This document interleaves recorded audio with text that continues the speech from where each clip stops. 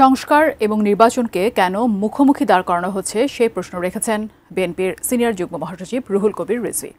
এদিকে দলটির যুগ্ম মহাসচিব শহীদউদ্দিন চৌধুরী অ্যানি বলেছেন, আইনি প্রক্রিয়ার মধ্য দিয়েই আওয়ামী লীগকে নিষিদ্ধ করতে হবে। গুলশানে দলের চেয়ারপারসনের রাজনৈতিক কার্যালয়ে আয়োজিত এক অনুষ্ঠানে আজ এসব কথা বলেন তারা। সম্রাট আনোয়ারের রিপোর্টে বিস্তারিত। গত বছর ৫ আগস্ট ছাত্র জনতার অভ্যুত্থানে ঢাকায় শহীদ হন আব্দুল্লাহ বিন জাহিদ। এর ২ সপ্তাহ পর তার বাবাও মারা যান। আগে থেকেই ক্যান্সার আক্রান্ত ছিলেন শহীদ আব্দুল্লাহর ভাই মাহমুদুল্লাহ। শুক্রবার আমরা বিএনপি পরিবারের পক্ষ থেকে অসহায় পরিবারটিকে আর্থিক সহায়তা করা হয়।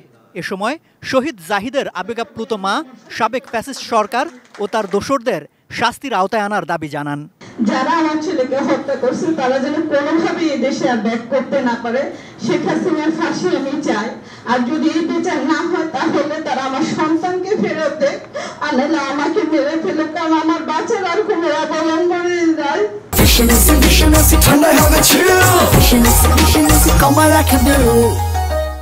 বিএনপির যুগ্ম মহাসচিব শহীদউদ্দিন চৌধুরী অ্যানি বলেন, আওয়ামী লীগ ক্ষমতায় টিকে থাকতে গুম খুনের রাজনীতি করেছে, তাই বাংলাদেশে তাদের রাজনীতি করার অধিকার নেই। 2024-এ কি করেছে কি করে নাই, সুতরাং এদের রাজনীতি করার কোনো অধিকার নাই। আজকে আমরা বলছি যে বিচার প্রক্রিয়ার মধ্য দিয়ে, আইনি প্রক্রিয়ার মধ্য দিয়ে অবশ্যই আওয়ামী লীগ যদি এদেশে, বেশিরভাগ যদি এদেশে ফিরে না আসতে পারে, সেজন্য তাদের রাজনীতি নিষিদ্ধ করা উচিত। দলের সিনিয়র যুগ্ম মহাসচিব রুহুল কবির রিজভী বলেন, অনেক উপদেষ্টার নামে মামলা ছিল যেগুলো এখন নেই, অথচ বিএনপি নেতাদের বিরুদ্ধে মিথ্যা মামলাগুলো রয়ে গেছে। সংস্কার এবং নির্বাচনকে কেন মুখোমুখি দাঁড় করানো হচ্ছে সে প্রশ্নও রাখেন তিনি।